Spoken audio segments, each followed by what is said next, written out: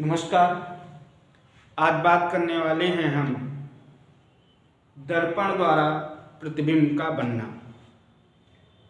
दर्पण द्वारा प्रतिबिंब के बनने के लिए आज जो हम सब पढ़ने वाले हैं वो पढ़ने वाले हैं अवतल दर्पण द्वारा प्रतिबिंब का बनना। अवतल दर्पण द्वारा प्रतिबिंब का बनना। अब अवतल दर्पण द्वारा प्रतिबिंब का बनेंगे, कैसे बनेंगे, किन स्थितियों में बनेंगे, इन सब पर हम आज चर्चा करने वाले हैं। आपको हमने बताया था कि दर्पण दो प्रकार के होते हैं। एक हमारा था उत्तल दर्पण और दूसरा जो था वो हमारा था अवतल दर्पण। समतल दर्पण की बात हम यहाँ पर नहीं कर रहे हैं, केवल दो दर्पण की बात कर रहे हैं, उत्तल दर्पण और अवतल दर्पण। आज हम जो पढ़ने वाले हैं वो पढ़ने वाले हैं कि अवतल दर्पण द्वारा प्रतिबिंबों का बनना। अब अवतल दर्पण द्वारा प्रतिबिंबों का बनना हम सबको पढ़ना है। तो हमने आपको बताया था, जब परिभाषाएं पढ़ा रहे थे तो आपको बताया था कि अवतल दर्पण क्या होता है, उभरे हुए तल पर पॉलिश हो जाती है और परावर्तन जो होता है वो किस तल से होता है, दबी सतही सतह से क्या होता है, परावर्तन होता है। अब आपको ये समझना है कि अगर इसमें परिभाषा से संबंधित बात करें तो इसको हम P बोलते थे, इसको हम C बोलते थे। C और P के बीच में F होता था। इधर क्या स्थिति होती थी, अनंत की स्थिति होती थी। और ये M1 M2 हमने क्या बताया था, हमारा अवतल दर्पण है। तो आप जान रहे हो कि वस्तु को अगर हम रखना चाहें तो क्या कर सकते हैं, ए बी वस्तु हम यहाँ पर रख सकते हैं, मतलब पहली स्थिति में अनंत पर रख सकते हैं। दूसरी स्थिति में इसी ए बी वस्तु को कहाँ पर रख सकते हैं, अनंत और सी के बीच में रख सकते हैं। तीसरी स्थिति में कहाँ रख सकते हो, ए बी वस्तु को सी पर रख सकते हो, अर्थात वक्रता केंद्र पर रख सकते हो। इसके बाद कहाँ रख सकते हो, सी और एफ के बीच में रख सकते हो। इसका मतलब इसके बीच में कहीं भी रख सकते हैं ए बी वस्तु को। इसके पश्चात देखिए सी और एफ के बीच रखने के बाद कहां पर रख सकते हैं, ए बी वस्तु को एफ पर रख सकते हैं। फिर इसके पश्चात पी और एफ के बीच में कहीं भी हम ए बी वस्तु को रख सकते हैं। अब साहब आप जरा बताइए, ए बी वस्तु को दर्पण के सामने कितने प्रकार से रख सकते हैं। तो अगर हम आपसे पूछे बताओ कितने प्रकार से रख सकते हैं, तो आप सब कहोगे कि भैया जी एक बार तो हम अनंत पर रख सकते हैं, एक बार अनंत और सी के बीच में रख सकते हैं, एक बार हम सी पर रख सकते हैं, एक बार सी और एफ के बीच में रख सकते हैं, एक बार एफ पर रख सकते हैं और एक बार पी और एफ के बीच में रख सकते हैं। तो कहने का मतलब कितने प्रकार की, 1 2 3 4, ठीक है ना, 5 और 6 प्रकार से हम क्या कर सकते हैं, अवतल दर्पण के सामने किसी भी वस्तु को रख सकते हैं। जितने प्रकार से हम वस्तु को रख सकते हैं उतनी ही प्रकार से क्या प्राप्त होगा, प्रतिबिंब प्राप्त होगा। मतलब अवतल दर्पण द्वारा जो प्रतिबिंब प्राप्त होगा वो कितनी स्थितियों में प्राप्त होगा, 6 स्थितियों में हमें प्रतिबिंब प्राप्त होगा। अब जो दर्पण द्वारा प्रतिबिंब बनता है अर्थात निर्मित होता है, हम क्या ज्ञात करते हैं, उसकी स्थिति ज्ञात करते हैं, उसकी प्रकृति ज्ञात करते हैं कि कैसा बनता है, और उसका आकार ज्ञात करते हैं कि वस्तु से बड़ा प्रतिबिंब बनता है कि वस्तु से छोटा प्रतिबिंब बनता है। और इस प्रकार हम क्या कर लेते हैं कि अवतल दर्पण द्वारा प्रतिबिंबों के बनने के बारे में जान लेते हैं। और आप सबको पता है कि किसी भी वस्तु का अगर प्रतिबिंब प्राप्त करना है तो न्यूनतम प्रकाश की किरणें कितनी होनी चाहिए, 2 होनी चाहिए। 2 प्रकाश की किरणें जहां पर परावर्तित होकर प्रतिच्छेदित करेंगी, काटेंगी, वहीं पर क्या बनेगा, दर्पण वस्तु का क्या बनेगा, प्रतिबिंब बनेगा दर्पण द्वारा। ये चीज हम सब आपको बता चुके थे। अब इसके बाद बात कर लेते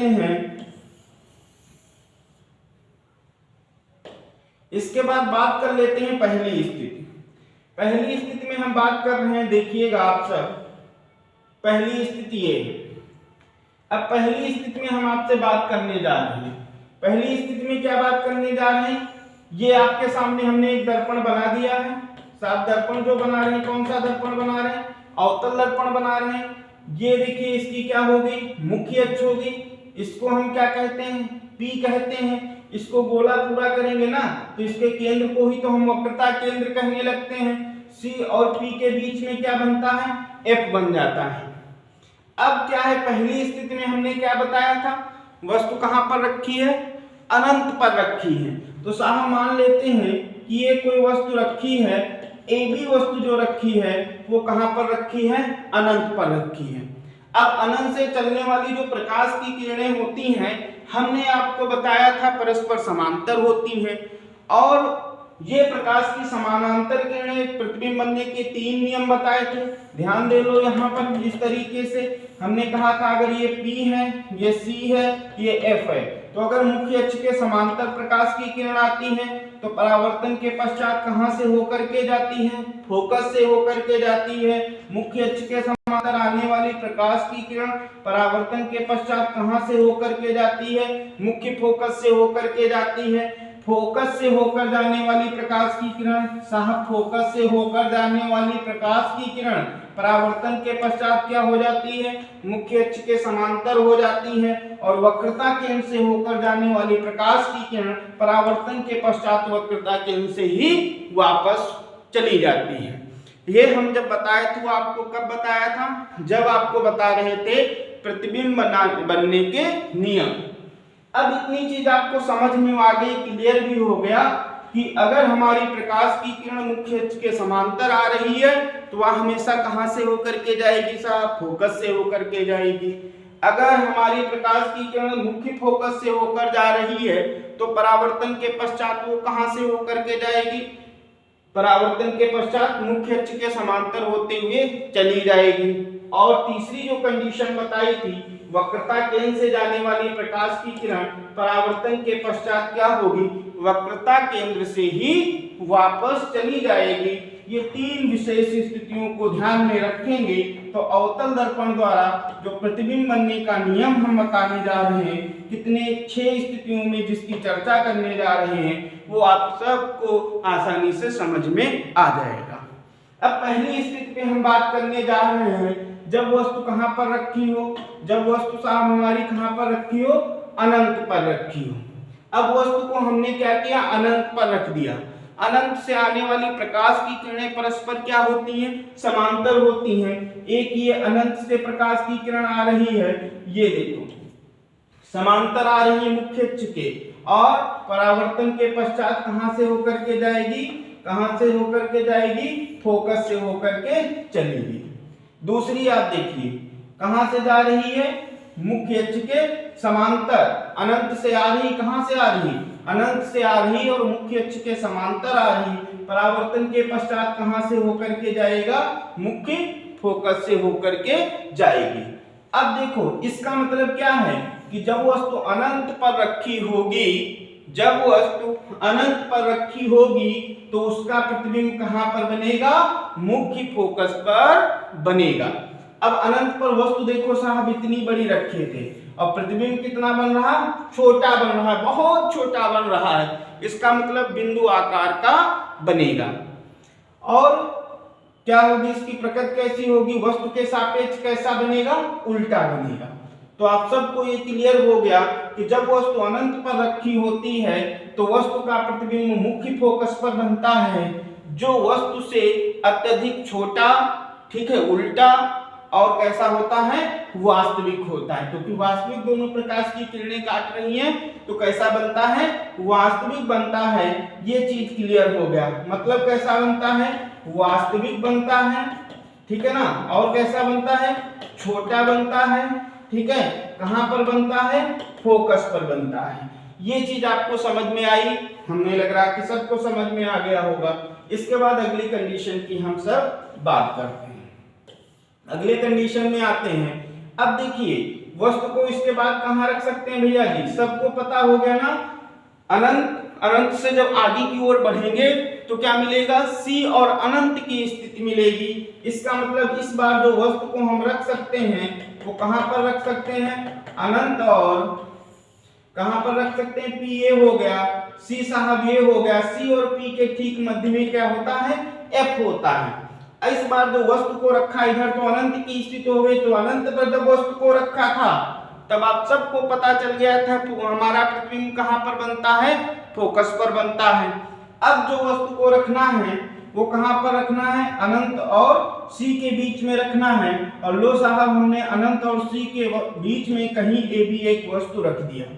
अब देखिएगा आप सब, एक प्रकाश की किरण क्या है, मुख्य अक्ष के समांतर चल रही है। एक प्रकाश की किरण मुख्य अक्ष के समांतर चल रही है। मुख्य अक्ष के समांतर चलने वाली प्रकाश की किरण, मुख्य अक्ष के समांतर चलने वाली प्रकाश की किरण भैया जी कहां से जाएगी, फोकस से होकर के जाएगी। और वक्रता केंद्र से होकर जाने वाली प्रकाश की किरण कहां से होकर के जाएगी, वक्रता केंद्र से ही साहब वापस चली जाएगी। जहां पर दोनों परावर्तित किरणें काटेंगी वहीं पर क्या बनेगा, इस ए बी का प्रतिबिंब बनेगा ए डैश बी डैश।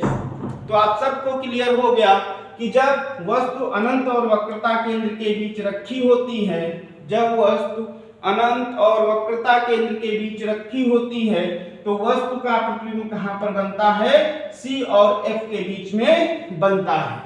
जो वस्तु के सापेक्ष देखो, वस्तु कहाँ ए बी रखे हो ऐसे, और प्रतिबिंब कहाँ बन रही है, इस तरीके से बन रहा है। तो वस्तु के सापेक्ष कैसा बनता है, उल्टा बनता है। वस्तु देखो इतनी बड़ी है, प्रतिबिंब इतना बड़ा बन रहा है, इसका मतलब प्रतिबिंब के सापेक्ष वस्तु के सापेक्ष कैसा होता है, छोटा होता है। अब आप सबको क्लियर हो गया।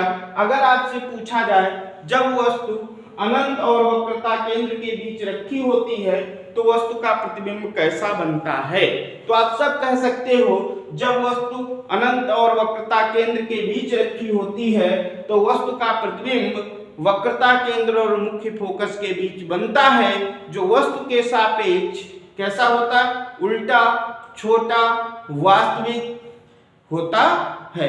ये आप सब लोग लिख सकते हैं और फिगर में आपको हमने समझाया भी है। हमें लग रहा है कि ये सेकेंड स्थिति भी आप सबको समझ में आ गई होगी।